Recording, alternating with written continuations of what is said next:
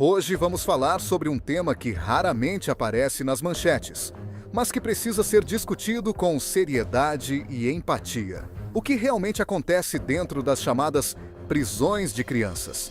Sim, existem lugares onde menores de idade são privados de liberdade, muitas vezes em condições que poucos adultos suportariam. Mas será que sabemos o que acontece lá dentro?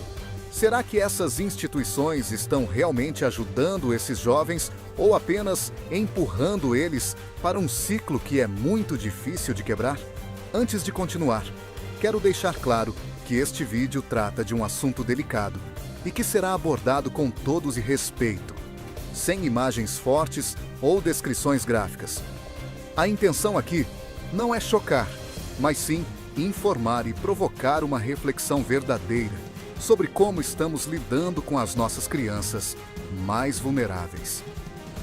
E já quero te convidar para fazer parte dessa conversa. Tu achas que crianças devem mesmo ser privadas de liberdade? Acreditas que há outras formas de lidar com esses casos? Comenta aqui embaixo, porque a tua opinião é fundamental. Este é um daqueles temas que dividem opiniões. E quanto mais vozes se juntarem, mais forte será essa discussão. Fica comigo até o final, porque o que vamos explorar hoje pode mudar completamente a forma como tu enxerga esse sistema. E quem sabe, fazer com que mais pessoas também comecem a olhar para ele com os olhos que ele realmente merece. Quando falamos em prisões de crianças, muitas pessoas se assustam só com a ideia. Mas o que são, de fato, esses lugares? Na maioria dos países, eles têm nomes mais técnicos, como centros de internação ou unidades socioeducativas. Na prática, são instituições onde menores de idade ficam reclusos por terem cometido algum tipo de ato considerado ilegal. Só que, diferentemente do que acontece com adultos, o foco, pelo menos na teoria, deveria ser a reeducação e não a punição. Esses centros existem em quase todos os países. No Brasil, por exemplo, eles fazem parte do sistema socioeducativo. Em Portugal, falamos de centros educativos. Nos Estados Unidos, usam o termo Juvenile Detention Centers. Cada um com sua estrutura, suas regras, suas realidades.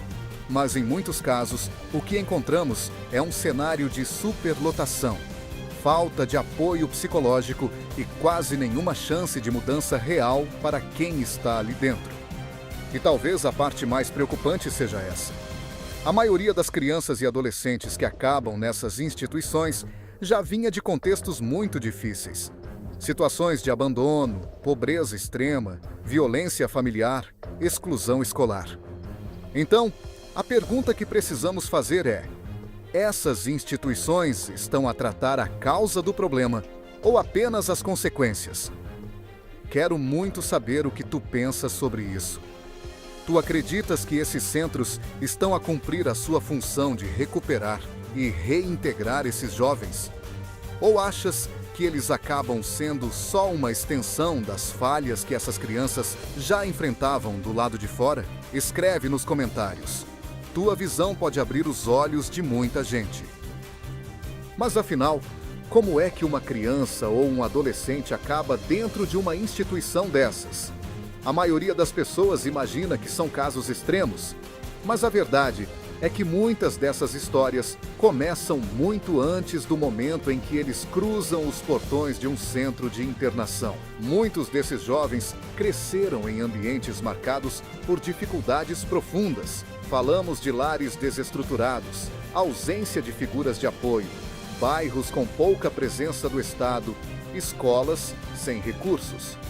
E quando a sociedade falha em oferecer oportunidades, acolhimento e segurança, algumas crianças acabam encontrando outros caminhos. Caminhos que muitas vezes os colocam em conflito com a lei. É importante dizer que esses menores não são monstros nem ameaças. São, na grande maioria, jovens em situação de vulnerabilidade, tentando sobreviver num mundo que muitas vezes os ignora. A entrada numa instituição não acontece de forma aleatória. É quase sempre o resultado de um acúmulo de exclusões, de uma sucessão de ausências que começou muito antes do primeiro erro. E aqui eu quero te perguntar uma coisa: tu achas justo responsabilizar integralmente uma criança por algo que, muitas vezes, é consequência direta da falta de apoio que ela teve desde o início da vida? Será que estamos a julgar demais e a escutar de menos? Comenta aqui, porque essa parte da conversa é essencial. A ideia aqui não é passar a mão na cabeça de ninguém, mas sim entender o contexto. Porque quando olhamos para o contexto, a resposta sobre o que fazer muda completamente. Agora que já entendemos o que são essas instituições e como os jovens vão parar lá, é hora de olhar para o que realmente acontece lá dentro. E o que se vê, em muitos casos, é uma realidade bem diferente daquela que é apresentada nos discursos oficiais. Em teoria, esses centros deveriam oferecer apoio psicológico, educação, atividades formativas e um ambiente seguro para que os menores pudessem refletir e se reconstruir. Mas, na prática, o que muitos relatórios mostram é a falta quase total dessas condições. Em vários lugares, a estrutura é precária. Os funcionários estão sobrecarregados e os jovens passam dias inteiros sem nenhum tipo de acompanhamento significativo. Há instituições que não oferecem atividades educativas regulares. Outras têm espaços tão limitados que os internos ficam confinados por longos períodos sem estímulo algum. Em alguns casos, os próprios jovens relatam sentimentos de abandono, medo e até desconfiança em relação àqueles que deveriam apoiá-los. Isso não é uma falha individual, é uma falha de um sistema inteiro. Agora, para e pensa comigo. Como é que alguém vai se reconstruir num ambiente onde não há confiança, não há cuidado e não há perspectiva? A reabilitação não acontece apenas por tirar alguém da rua. Ela acontece quando se oferece algo melhor no lugar. E quando esse melhor não existe, o que sobra? É por isso que muitos desses jovens, ao saírem, acabam voltando. Não porque querem, mas porque não houve nenhuma mudança real no seu entorno. E muitas vezes, nem dentro deles mesmos. E isso levanta uma questão urgente. Estamos realmente recuperando? Ou só estamos escondendo o problema atrás de muros? Quero muito saber o que tu pensas sobre isso. Acreditas que esses centros estão a ajudar ou a afastar ainda mais esses jovens da chance de uma vida diferente? Comenta aqui e vamos aprofundar esse debate juntos. Quando uma criança ou adolescente passa por uma experiência de privação de liberdade, os impactos vão muito além do tempo que ela permanece dentro da instituição. O que fica depois costuma ser mais profundo e, muitas vezes, invisível aos olhos da sociedade. Muitos jovens relatam sentir vergonha, medo, desconfiança constante e até uma sensação de que já não tem mais lugar no mundo. A passagem por uma instituição como essa pode criar feridas emocionais que não se curam facilmente. Em vez de promover o acolhimento e a reconstrução da autoestima, o sistema muitas vezes acaba reforçando a exclusão que já existia antes. E isso não acontece só no nível individual. A marca de ter estado internado acompanha esses jovens na escola, no mercado de trabalho, até mesmo dentro da própria família. Eles carregam um rótulo. E por mais que tentem seguir em frente, a sociedade muitas vezes insiste em lembrá-los do passado. Isso cria um ciclo difícil de quebrar. A falta de oportunidades alimenta a sensação de rejeição, que pode levar à reincidência. Mas é importante dizer, isso não é uma sentença definitiva. Existem muitos casos de jovens que, com apoio verdadeiro, conseguiram reconstruir a própria história. Projetos de arte, oficinas de escrita, programas de mentoria e, principalmente, pessoas dispostas a escutar e acreditar. Esses elementos fazem toda a diferença. São eles que mostram que, sim, é possível virar a página, mas ninguém faz isso sozinho. E aqui vai uma pergunta importante para ti. Tu já conheceste alguém que passou por uma situação parecida? Acreditas que a sociedade está realmente preparada para receber esses jovens de volta? Comenta aqui. A tua resposta pode inspirar outras pessoas e abrir novos caminhos de diálogo. Apesar de toda essa realidade difícil, é importante dizer que existem caminhos diferentes e funcionam. Em alguns países e regiões, o foco deixou de ser o castigo e passou a ser o cuidado, e os resultados são visíveis. Na Noruega, por exemplo, os jovens em conflito com a lei são colocados em centros pequenos, com equipes formadas por educadores, psicólogos e assistentes sociais. Lá, o ambiente não se parece com uma prisão. É mais próximo de uma escola ou de uma casa de acolhimento. A ideia é simples. Se tu tratas alguém com dignidade, essa pessoa tem mais chances de responder com dignidade também. Em outros lugares, como na Holanda ou em alguns projetos no Brasil e em Portugal, oficinas de arte, música, esporte e formação profissional têm mostrado resultados muito mais eficazes do que a simples reclusão. Porque o jovem que descobre um talento, que aprende uma profissão ou que encontra alguém que acredita nele, começa a enxergar um futuro diferente. E isso é o que deveria estar no centro da discussão. Não se trata de passar a mão na cabeça ou ignorar responsabilidades.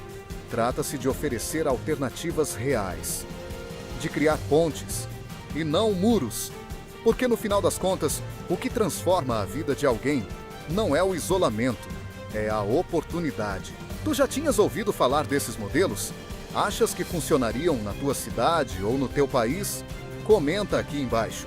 É exatamente esse tipo de troca que pode trazer ideias novas e pressionar por mudanças que realmente façam sentido. Quando falamos em jovens em situação de reclusão, é fácil apontar o dedo e dizer que a responsabilidade é deles. Mas a verdade é que a responsabilidade é de todos nós. A sociedade como um todo, o Estado, as famílias, as escolas, os serviços de saúde, todos têm um papel nessa história. Porque nenhuma criança nasce querendo errar. Nenhum jovem escolhe o caminho da exclusão por vontade própria. Quase sempre, esse caminho é o único que ele conhece. E se queremos realmente mudar alguma coisa, precisamos começar antes que esses jovens cheguem às instituições. Precisamos agir nas raízes do problema. Isso significa garantir escolas que acolhem e não apenas ensinam. Famílias que tenham apoio, não apenas cobrança. Bairros com cultura, com esporte, com espaços onde os jovens possam sonhar. Significa também ter políticas públicas que enxergam esses adolescentes não como números ou ameaças, mas como seres humanos em formação, cheios de potencial. E tu, que estás a ver este vídeo, também fazes parte disso. Seja educando, partilhando informação, ouvindo, apoiando projetos sociais, ou mesmo apenas mudando a forma como falas e pensas sobre esses temas. A mudança começa assim, pequena, mas real. Quero te fazer uma pergunta agora, bem direta. Tá a fazer o suficiente para cuidar das suas crianças mais vulneráveis? Comenta aqui. Às vezes, só de falar sobre isso com seriedade, já estamos a plantar uma semente de transformação. Depois de tudo o que vimos até aqui, uma coisa fica clara. O que acontece dentro das prisões de crianças não é apenas um problema do sistema. É um reflexo direto das escolhas que a sociedade faz, ou deixa de fazer, todos os dias. Quando falhamos em garantir dignidade, apoio e oportunidades para nossas crianças, acabamos empurrando algumas delas para trajetórias que poderiam ser evitadas. Não se trata de defender o erro ou de ignorar a dor que muitas vezes é causada. Trata-se de entender que a punição por si só não transforma ninguém. E que trancar jovens em espaços sem estrutura, sem escuta, sem futuro, só alimenta o ciclo que todos dizem querer quebrar. A pergunta que fica é: o que estamos dispostos a fazer de diferente? Porque não basta apenas esperar que o sistema mude. A mudança começa quando mais pessoas se recusam a normalizar o abandono, a invisibilidade, a exclusão.